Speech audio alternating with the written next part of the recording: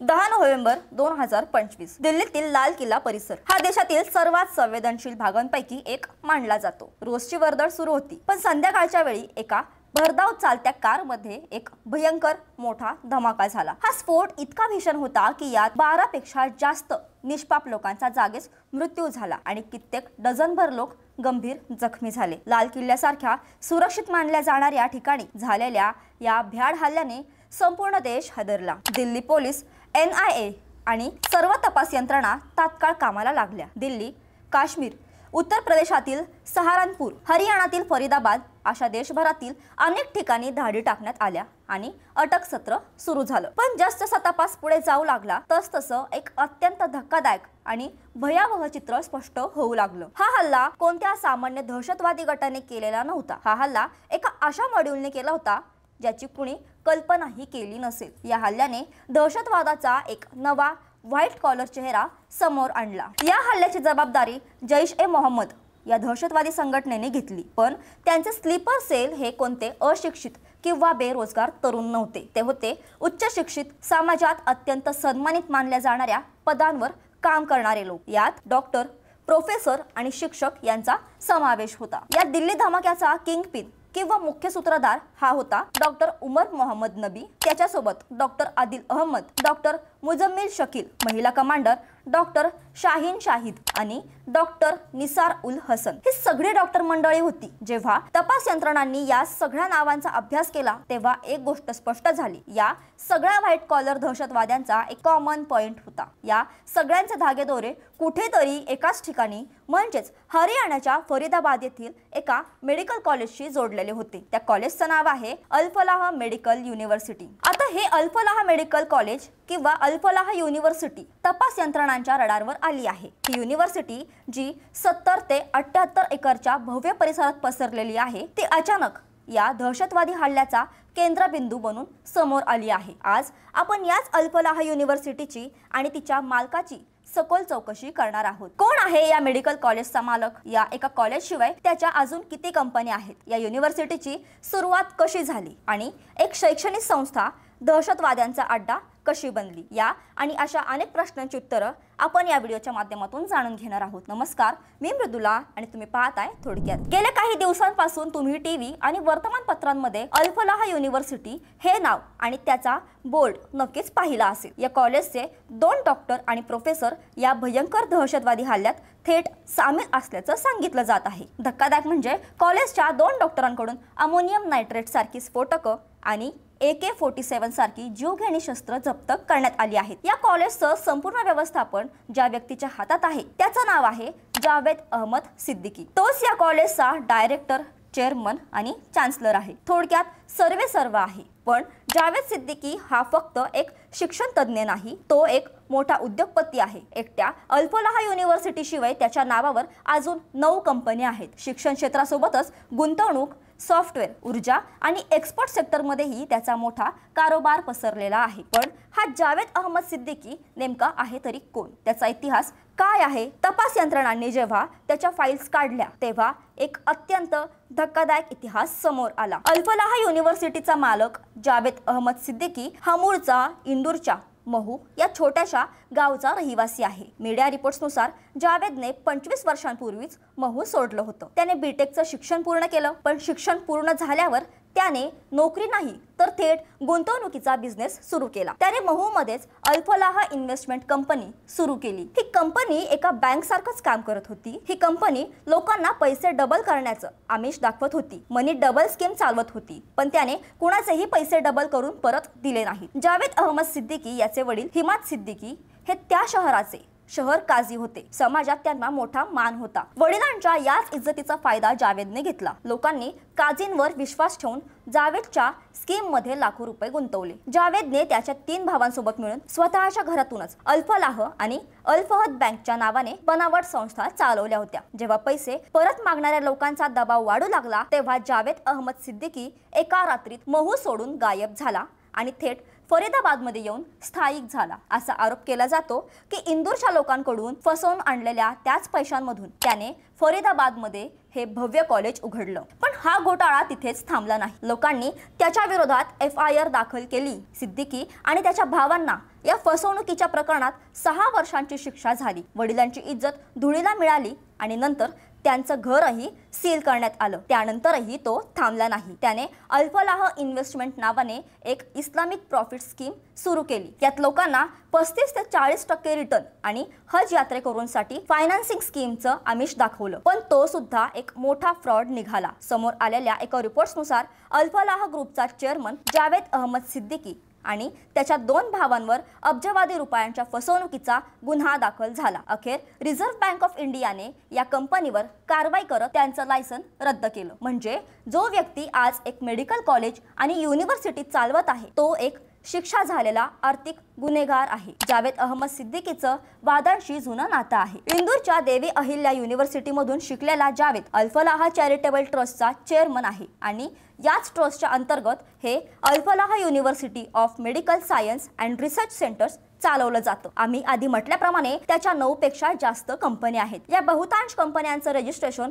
एकाच पत्त्यावर आहे, 274A अल्फलाह हाऊस, जामिया नगर, ओखला, नवी दिल्ली आणि याच पत्त्यावरून फरीदाबादमधील 78 एकरच्या अल्फलाह कॉलेजचं संचालनही केलं जातं। 1997 मध्ये फरीदाबादमध्ये या कॉलेजची सुरुवात अल्फलाह इंजिनिअरिंग कॉलेज म्हणून झाली होती। 2014 मध्ये हरियाणा विधानसभेने याला अल्फलाह युनिव्हर्सिटी म्हणून अपग्रेड केलं, म्हणजेच याला विद्यापीठाचा दर्जा मिळाला आणि 2019 मध्ये या युनिव्हर्सिटीला मेडिकलची शिक्षण सुरू करण्यासाठी मान्यता मिळाली। 2024 मध्ये याच कॉलेजमधून डॉक्टरांची पहिली बॅच बाहेर पडली होती। या युनिव्हर्सिटीमध्ये 650 बेडचं एक मोठं हॉस्पिटल सुद्धा आहे। आतापर्यंत या युनिव्हर्सिटीचं नाव फक्त घोटाळ्यांशी जोडलं गेलं होतं, पण आता जेव्हा या युनिव्हर्सिटीचं नाव थेट दहशतवादीशी जोडलं जात आहे तेव्हा या ट्रस्टचे जुने इन्व्हेस्टमेंट घोटाळे पुन्हा एकदा चर्चेत आले आहेत। तपास यंत्रणांना असा संशय आहे की धर्माच्या नावावर लोकांना फसवून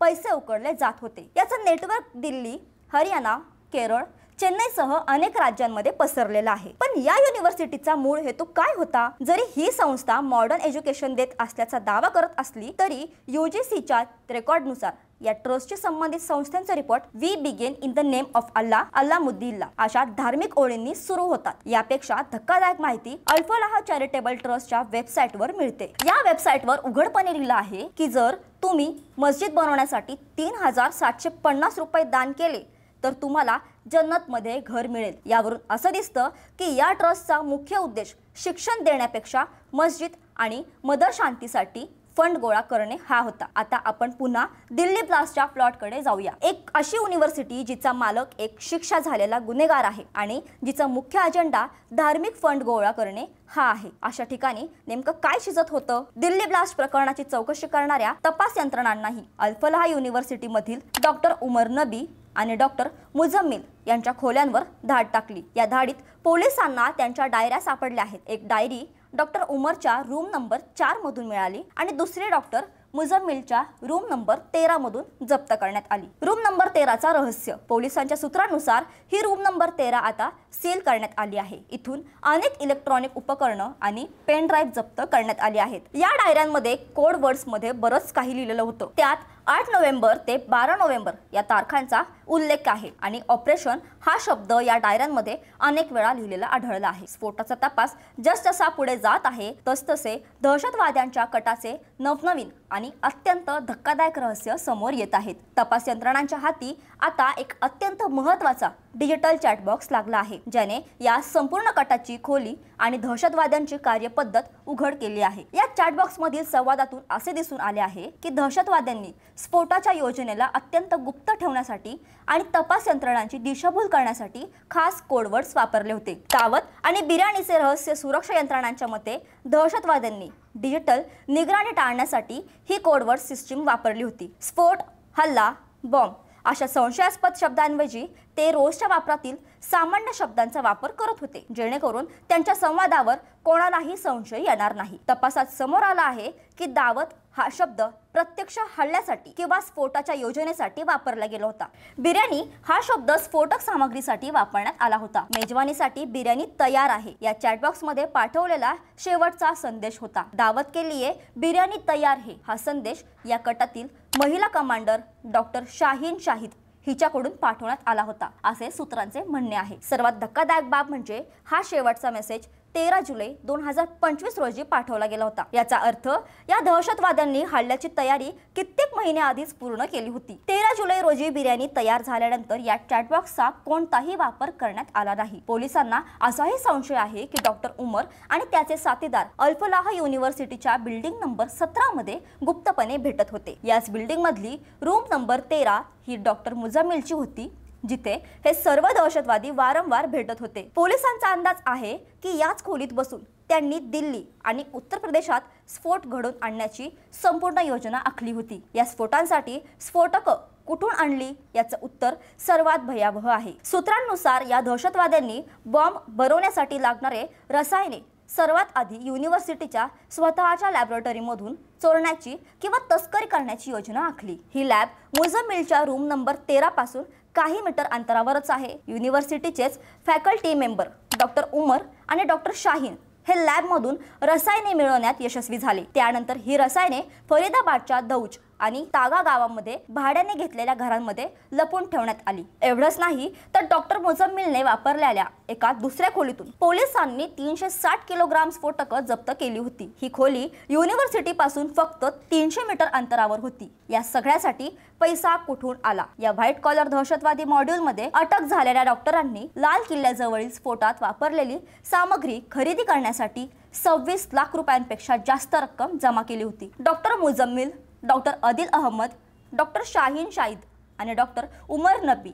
या चौघांनी मिळून ही रक्कम जमा केली होती। ही सर्व रक्कम सुरक्षित ठेवण्यासाठी आणि पुढे वापरण्यासाठी डॉक्टर उमर नबी याच्याकडे सोपवण्यात आली होती। जम्मू काश्मीरच्या पुलवामाचा रहिवासी असलेला आणि अल-फलाहमध्ये असिस्टंट प्रोफेसर म्हणून काम करणारा हाच डॉक्टर उमर नबी 10 नोव्हेंबरच्या संध्याकाळी लाल किल्ल्याजवळ स्फोटात वापरलेली Hyundai i20 कार चालवत होता। तपास यंत्रणांचा अंदाज आहे की ही 26 लाखांची रक्कम एका मोठ्या दहशतवादी कटाचा भाग होती। याच पैशांमधून या दहशतवाद्यांनी गुरुग्राम, नूह आणि आसपासच्या शहरांमधून सुमारे 3 लाख रुपये किमतीचं तब्बल 26 क्विंटल NPK खत विकत घेतलं होतं। हे NPK खत इतर रसायनांसोबत मिसळून इम्प्रोवाइज्ड एक्सप्लोजिव्ह डिव्हाइस बनवण्यासाठी म्हणजेच बॉम्ब बनवण्यासाठी वापरलं जातं। दिल्ली स्फोटात अमोनियम नायट्रेट आणि फ्यूल ऑइल युक्त NFO या स्फोटकाचा वापर झाल्याचं सांगितलं जातं। एवढ्या मोठ्या प्रमाणात खताची खरेदी करणं हाच तपास यंत्रणांसाठी एक मोठा सुगावा ठरला। सूत्रांनी हेही सांगितलं आहे की स्फोटाच्या काही दिवस आधी डॉक्टर उमर आणि डॉक्टर मुझम्मिल यांच्यात याच पैशांच्या व्यवहारावरून मोठे मतभेद आणि वाद झाले होते। एका खासगी युनिव्हर्सिटीमध्ये जिथे इंजिनिअरिंग आणि मेडिकलचं शिक्षण दिलं जातं, तिथे 650 बेडचं हॉस्पिटल आहे। तिथे शिकलेले डॉक्टर आणि प्रोफेसर अशा प्रकारे देशाविरुद्ध कट रचत होते। हे अत्यंत धक्कादायक आहे। या संपूर्ण घटनेवर अल-फलाह युनिव्हर्सिटीने एक विधान केलं आहे। त्यांनी म्हटलं आहे की अटक केलेल्या प्रोफेसर सोबत आमचा केवळ व्यावसायिक संबंध होता। या घटनेमुळे आम्हाला दुःख झालं आहे। एक जबाबदार शैक्षणिक संस्था म्हणून आम्ही देशासोबत उभे आहोत। पण प्रश्न हा आहे की ज्या संस्थेचा मालक स्वतः आर्थिक फसवणुकीत शिक्षा झालेला आहे, ज्या संस्थेचा हेतूच जन्नतच्या नावाखाली फंड गोळा करणे हा दिसतो, ती संस्था या जबाबदारीतून इतक्या सहजासहजी सुटू शकते का? तपास यंत्रणा आता या अल-फलाह चॅरिटेबल ट्रस्टला मिळणाऱ्या फंडिंगचा आणि भरतीची लिंक शोधत आहेत। हा दिल्ली स्फोट भारतासाठी एक वेकअप कॉल आहे। हा दहशतवादाचा एक नवीन व्हाईट कॉलर चेहरा आहे, जो डॉक्टर आणि प्रोफेसरचा बुरखा पांघरून युनिव्हर्सिटीच्या लॅबमध्ये बॉम्ब बनवत होता। या संपूर्ण प्रकरणाबद्दल तुम्हाला काय वाटतं? एखादी शैक्षणिक संस्था जी उच्च शिक्षित डॉक्टर्स घडवते 20 दहशतवाद्यांचा अड्डा कशी बनवू शकते? ज्या अल-फलाह युनिव्हर्सिटीचा मालक स्वतः एक शिक्षा झालेला गुन्हेगार आहे, अशा संस्थेला मेडिकल कॉलेज चालवण्याची परवानगी मिळणं ही आपल्या व्यवस्थेतील चूक नाही का? आणि व्हाईट कॉलर दहशतवाद म्हणजेच डॉक्टर आणि इंजिनिअरिंग सारखा शिकलेल्या लोकांचा दहशतवादाकडे वळणं हा समाजासाठी किती मोठा धोका आहे? तुमची मतं कमेंट्समध्ये नक्की सांगा आणि अशाच महत्त्वाच्या माहितीसाठी थोडक्यातला नक्की सबस्क्राइब करा।